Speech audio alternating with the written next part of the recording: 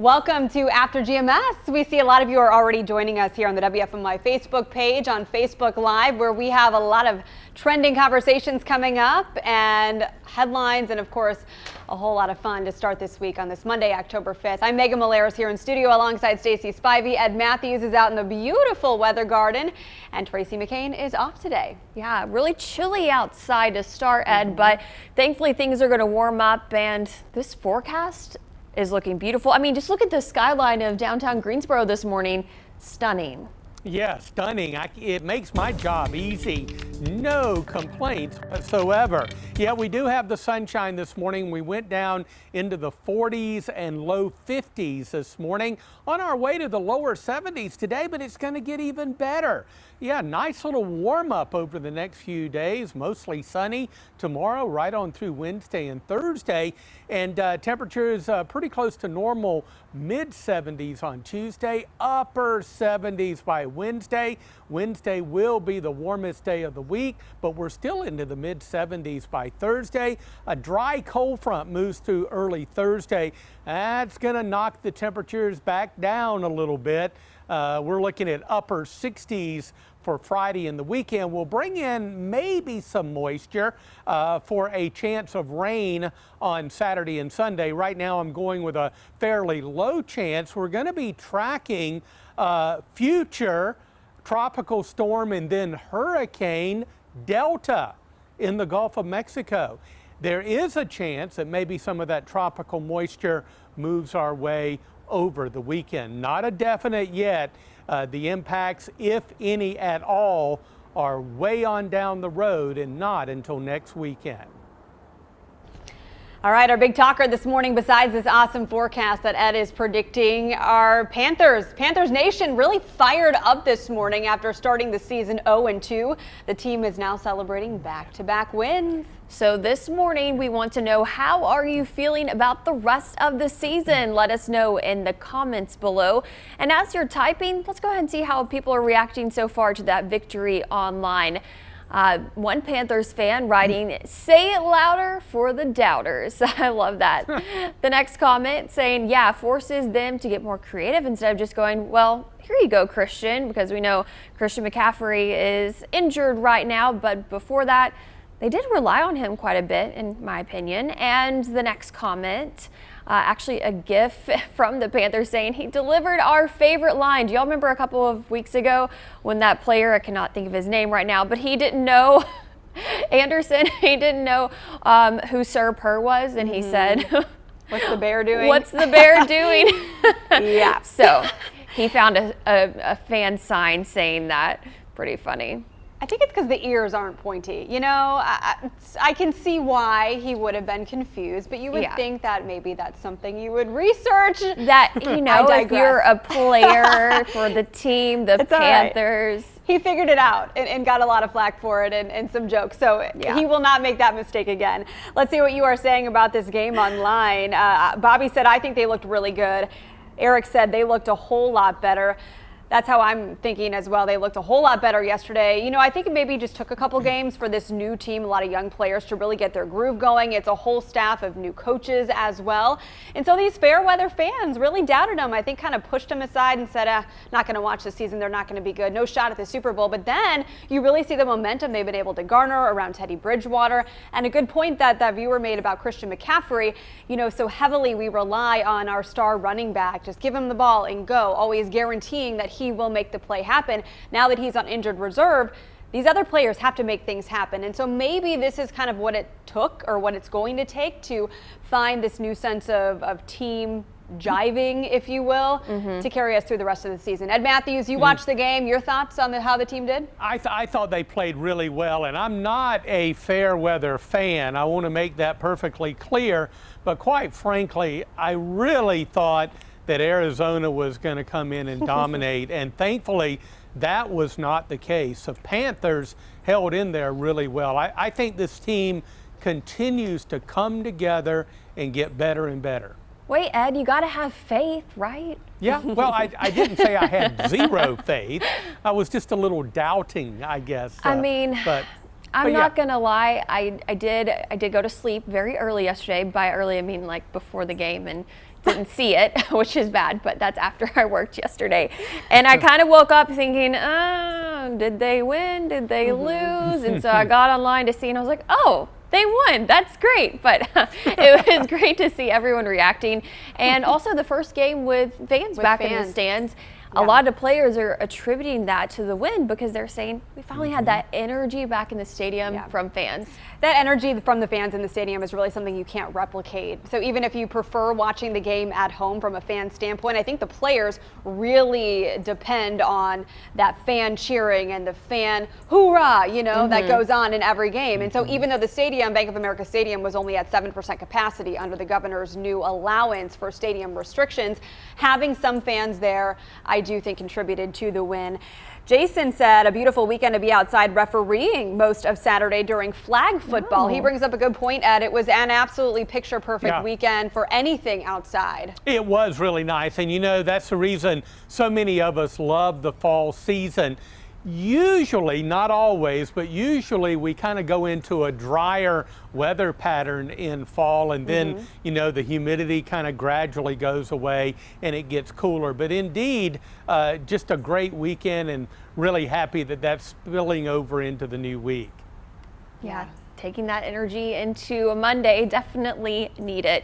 And I guess we're going to move on to our morning headlines, Megan. Yeah, why don't you go ahead and weigh in on our next conversation while we get to your morning headlines. We're on top of a developing story. This just into our information center. Burlington police are investigating a murder after they say someone shot and killed a man early this morning. It happened to around 1:30 a.m. on a house on Guilford Drive, again in Burlington. Police say they found 32-year-old Harry Lamont Teal shot in the chest. Officials said emergency medical services tried saving his life, but sadly were unsuccessful. So we know that investigators are still looking into a cause. They have not said if a shooter has been arrested, but they want anyone with information to call the Alamance County Crime Stoppers line at 336-229-7100. In your other headlines today, President Donald Trump could be discharged soon from the hospital. That is according to his White House physician. Dr. Sean Conley said Sunday the president's condition continues to improve. The president's medical team reported his blood oxygen level dropped to concerning levels twice, and he received a steroid Saturday. Last night, the president briefly left his hospital quarters to thank cheering supporters gathered outside Walter Reed Medical Center. An SUV with rolled up windows took the president on a lap around the hospital. A White House spokesperson told CBS News the doctors cleared this event, though an attending physician tweeted it was irresponsible.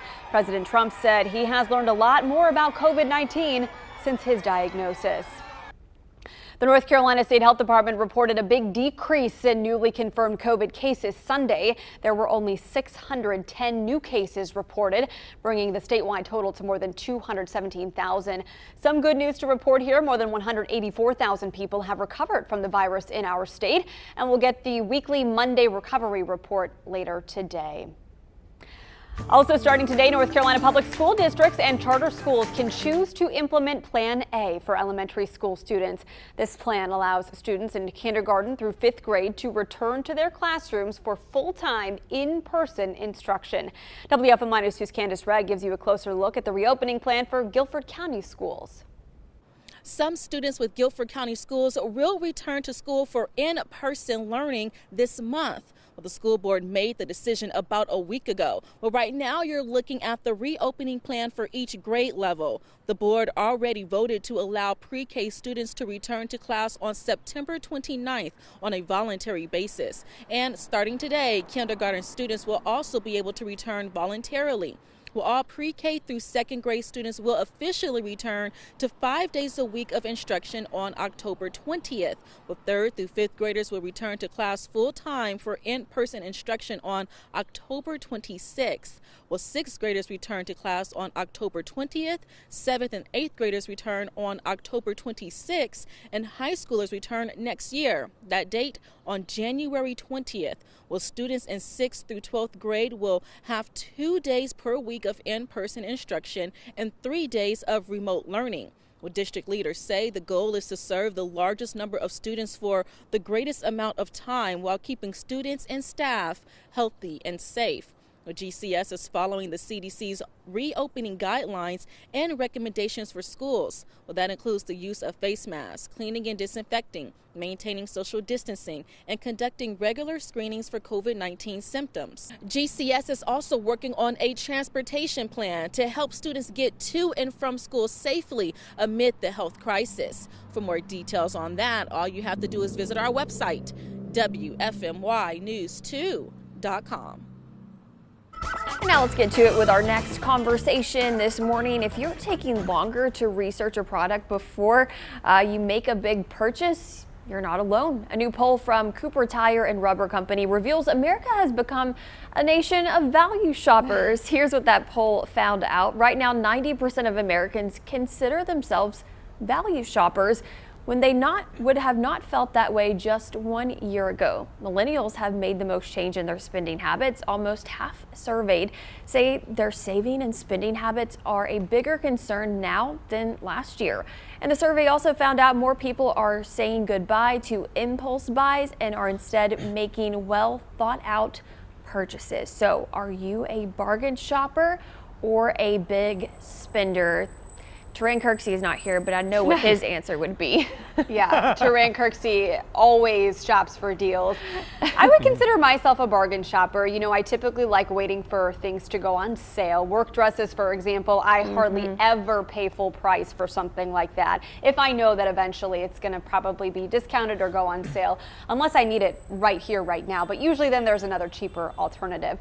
So I would say the pandemic has probably made me even more of a bargain shopper than I was. Although that kind of bit me the other day because I was looking at car seats for my son. He's currently in an infant car seat, but in a couple of months he's going to need the bigger size to upgrade to more of like a toddler seat, a convertible one, and those are pretty expensive. So I was looking at them and they were discounted about $75 the other day on various websites. So I had it in my cart and then I thought, maybe I'll think about it a little bit more. The next day, they were back up to normal prices. And I thought, why didn't I just buy that? You know, that's something that obviously we needed and we're going to need. So I'm hoping that they go back on sale soon. But just an example of how it's not always in your best interest to wait. Oh yeah, I'm sure with, you know, Black Friday coming up soon, they're doing a lot of deals this month actually instead. So you may be in luck a little bit later. Have to keep checking. Hopefully $100 off. Yeah, little beat my $175 that I lost out. Ed Matthews, I know you are frugal as well. Very, very frugal and stingy. Yeah, I like to make the dollar bill go as far as it can. So I've always been a value shopper, looking for the best deal, the highest quality product for the lowest amount of money. That's what it's all about. Well, I will say that I have been more conscious in my spending just because I think it's just with my age. I'm just getting more aware of what I'm spending, but I'm so bad. I, as you know, love retail therapy. I am a firm believer in it. My way of relaxing on a day off is going shopping or getting online and just looking and looking and looking. And it's probably not a good thing, but yeah, I probably would side differently and say I need to learn to be a better bargain shopper, but my husband is, so I'll just learn from you guys and him. A lot of people are weighing in. Let's see what some people are saying. Bobby says, I have because you never know where your next dollar is coming from. And I think that's what this pandemic has really taught a lot of people during this time. Nadine says, I've always been a bargain shopper, but the pandemic has taken me to a whole new level with a laughing face. And Sharia says, no shopping unless it was groceries and bath and body soap. Yeah, gotta have the good stuff when it comes to that.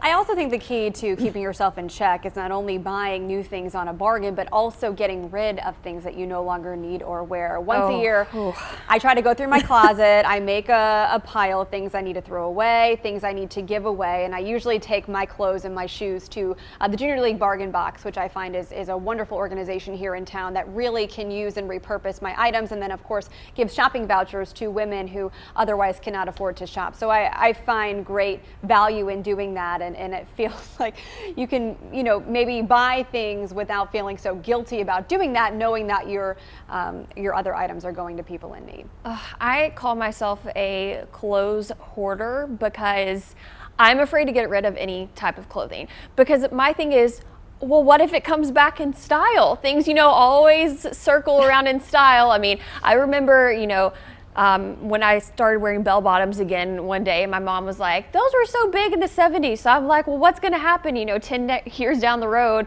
Whatever is popular now is probably going to be popular again. So I have a very hard time getting rid of my clothes.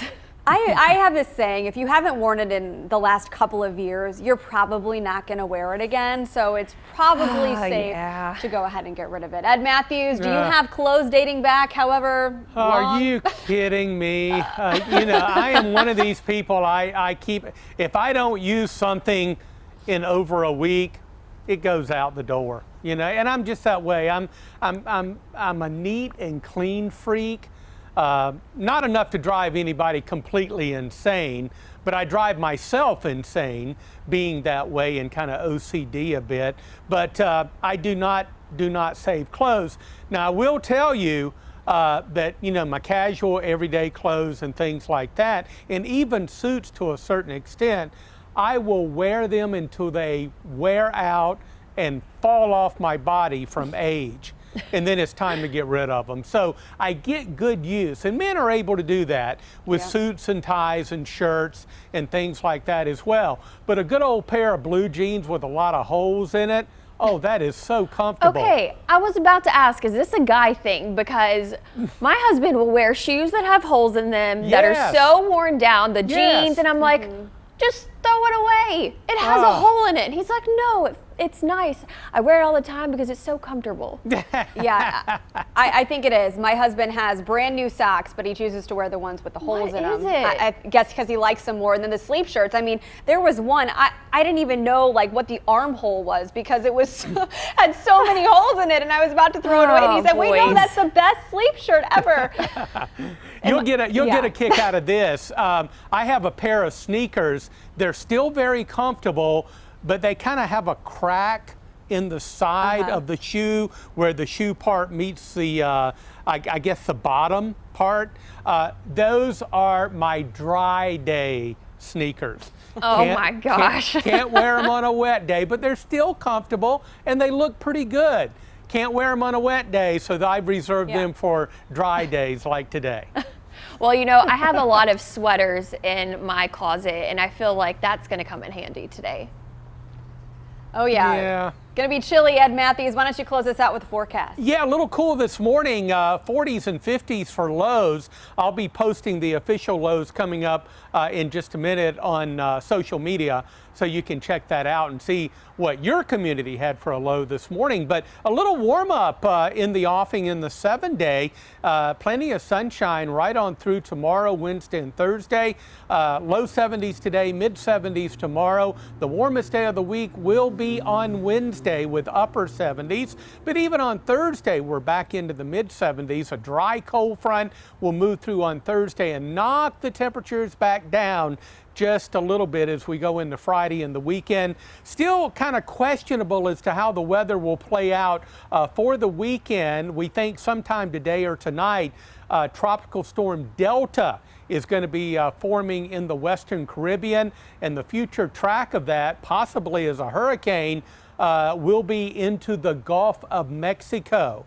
Still way too far away to determine if any of that tropical moisture would move over the southeast, but the track, at least at the moment, indicates that maybe some moisture builds our way by next weekend. And of course, we'll be tracking that system all week long. Wow, mid 70s with low humidity and sunshine, that is picture perfect. It is nice. Just chilly mornings. Yes, bring a jacket. Layers are key this time of year in North Carolina for sure. Hey, thanks so much for spending part of your Monday morning with us. We know you will have to get out there and get to it to get to work or wherever you need to go on this Monday morning. So we thank you for making us a part of your day. Yeah, we hope that you have a wonderful rest of your Monday. See you later.